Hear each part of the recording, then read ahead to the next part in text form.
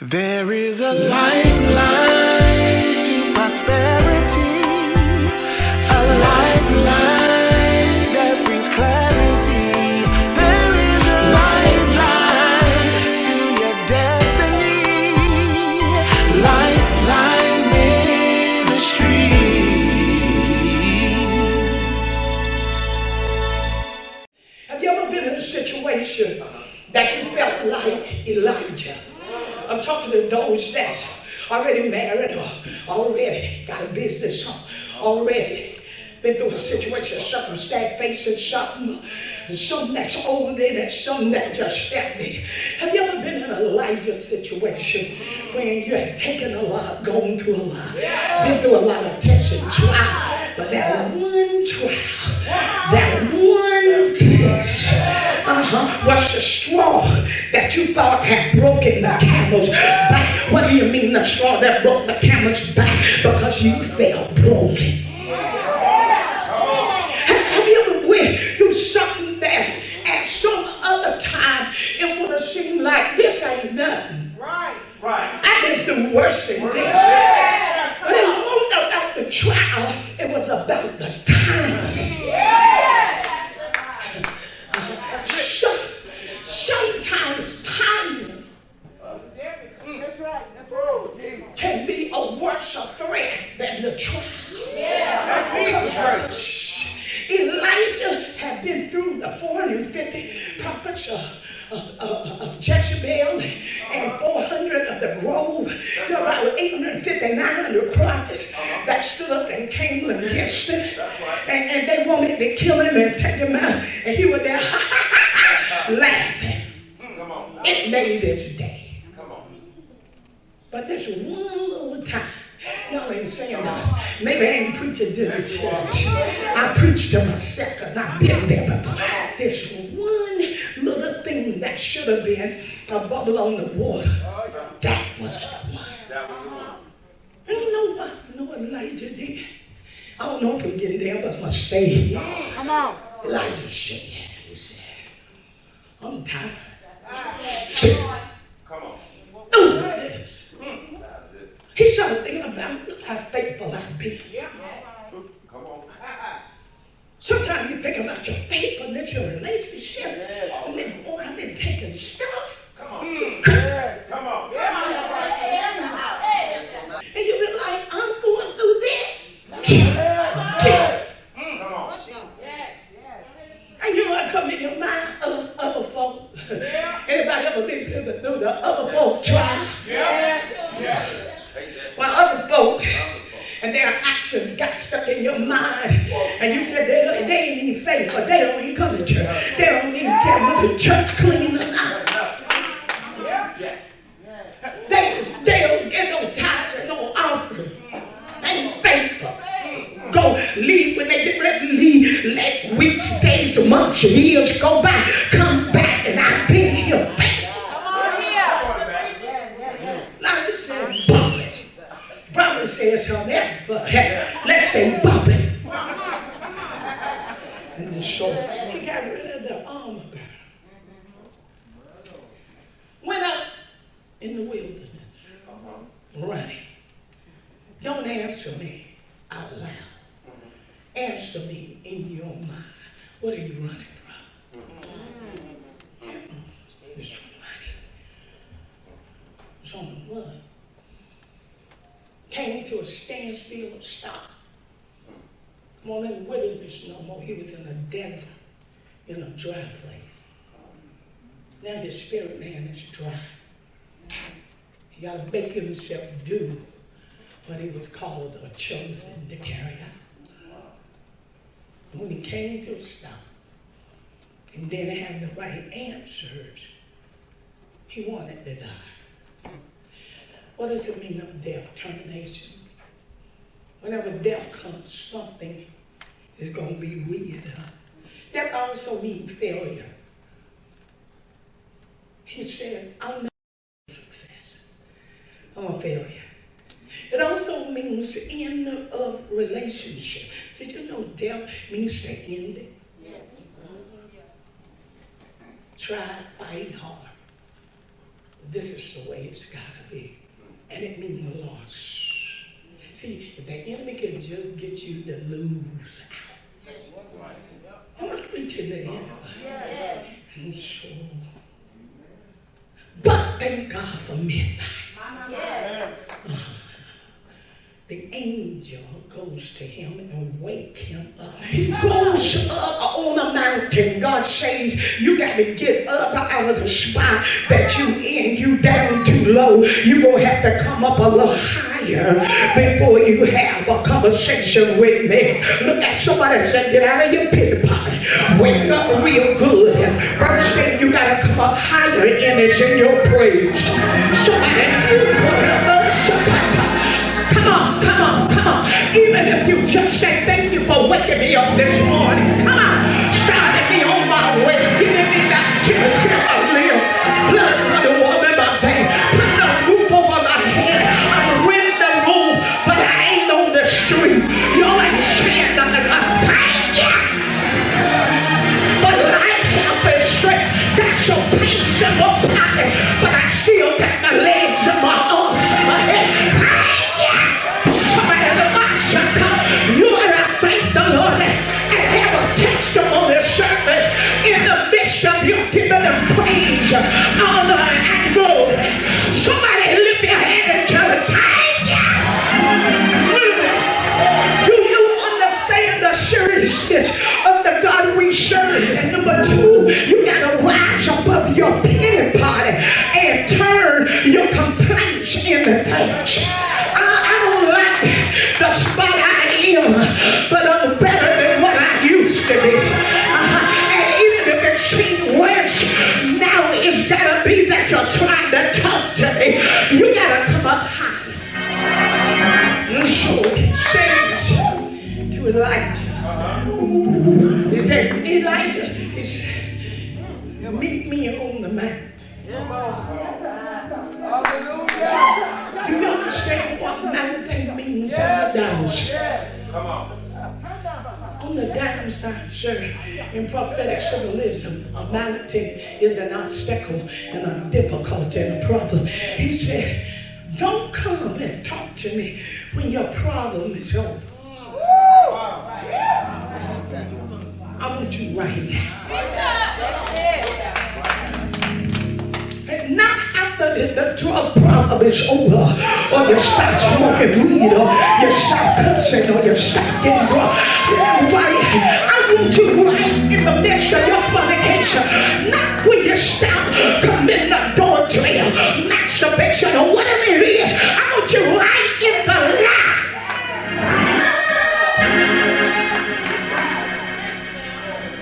Right in the middle of salvation. Right in the middle of separation, right in the middle of divorce. While your mind is confused. I want you on the mountain. The obstacle, the problem, the difficulty. That's where I want you. I don't want you talking to nobody but me. It ain't for the pastor right now. It ain't for the leader right now. It ain't for your sister, your brother, or your best friend, your prayer partner, or your spouse. It's not for your attorney. It ain't even for the judge. God is saying it's only for my ear. Like to say, okay. Goes on the mountain. Guess what? Still feeling the same way. Right. You don't have to stop until you ain't angry no more. Come on. You don't have to wait to go to God until you're not angry or you're not irritated, frustrated, or aggravated.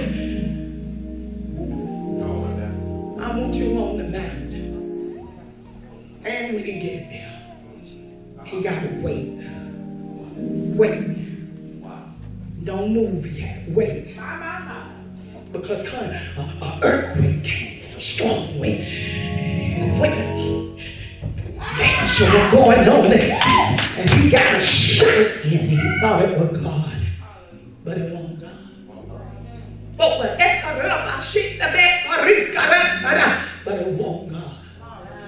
It was a still small nobody else getting your attention. Still small voice. Ain't nobody calling, giving a prophetic word. Ain't nobody pushing. Ain't nobody saying God said. A still small voice. God said, Elijah said, what? He said, what's wrong? Elijah said, you want me to know what's wrong with me?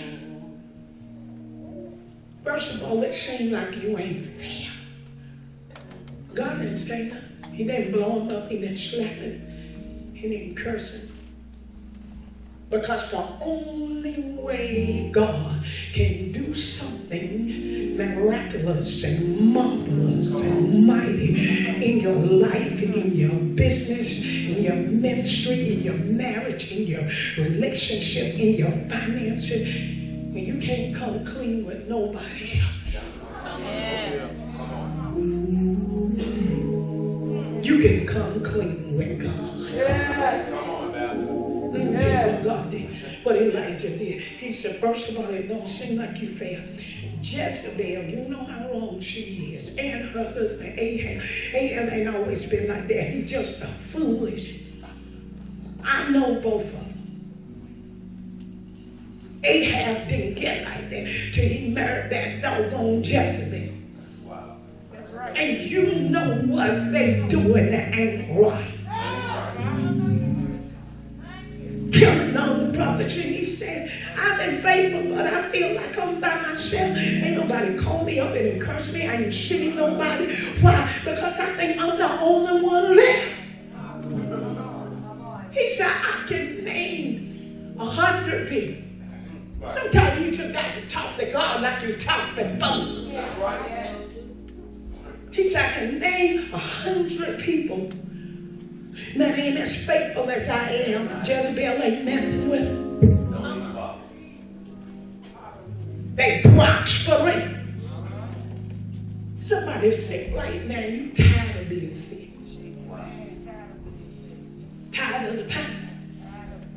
Faithful as I am, I pray for other folk. It ain't like I don't help folk out. I don't give other folk. God, I see folk cheating. Ain't bothering them. Come on here. But you're bothering me. God ain't saying nothing. He listening. He ain't blowing him up. He ain't damning them to hell. Because number one, God wants you to be real. That's right. And number two, if you can't talk to him, then he ain't dealing with you. Number three, the only way you coming out of this is you got to be straight up in truth with yourself. Amen. And then with God. Amen. Because until you're truthful with yourself and with your God, you ain't no good for nobody else. Amen. But just because he understands you and he loves you, it doesn't mean he agrees with your actions. That's right. Amen. That's so true. But we don't never know how God gonna move. Right. And how he gonna handle it. And sometimes when you look for God to blow you up and throw you to the curb and tell you that's it, he looks at Elijah. He said, I got 7,000 more that been through hell and high water. And they didn't respond nor react like you. You ain't the only one. They're going through what you're going through. He said, so now get up. What now? Get up. Get up for what? He said, I want you to go right back through that same wilderness where you dropped your armor bearer. Go pick right back up. You ain't got to go back to ground zero. Go pick up from where you left off. Go get your position back. Remember the prophetic that's over your life and start walking in it. He said, I know you failed. I'm the God, not of second chances. Folk want me to be, but I'm the God of another chance. And I got too much invested in you. I got too much invested in your wealthy place. I got too much invested in your marriage, in your relationship, to let it fall to the ground. He said, go right back and get Elijah. Anoint him to be a prophet in your reformation. You're going to anoint prophets. You're going to anoint kings, which are pastors. He said, you're a leader. And I made you a leader. And I know you've been through hell and high water, but after a conversation with God, He'll make everything all right. And remember what I ordained you to do. And I want you to do a quick one. Look at your neighbor and say, this midnight hour is giving you a new lease on life. And you're going to do a quick one. What now? Somebody said, what now? Elijah jumped right up. Shut that stuff up. Take your neighbor, shake it up. There is an international oil. Every prophet and prophetess out in the audience need to lift your hand in the air. There is an international oil. It's already automatically in apostles. But there's an international oil that comes upon prophets and prophetess when they cross over. Because your ministry is not shut up in a box. It's for the nations. That means there's an international oil where God will send you and you can travel. And you'll wake up in the wee hours of the night and there's somebody in New York and you can be in North Carolina and you got to call them and give them a word. Somebody in Texas. You could be walking in a store and a person, they ain't even got to be of your reach, that you ain't never seen. You be scrolling through Facebook, see a face or a name and got a message them in their inbox and say, I don't know who you are, but this is what I heard God say. And I'm shocked. That's the kind of oil that's on your life. Now, wherein prophets don't ordain apostles, but prophets and prophetess are supposed to speak into the lives of apostles and prophets and prophetess and people of low degree as well as high. What now? When Elisha called the mantle from Elijah, he took the man up and didn't sit down. Don't sit down. Just because you've been licensed. You take the mantle up. What do I mean by take it up? Just say, I'm going to take a chance and work it. Walk up to somebody and say, God told me to tell you, don't be like, ain't no prophet, ain't no prophetess, but, you know, I think the Lord knows. I heard the Lord say. And you tell them what God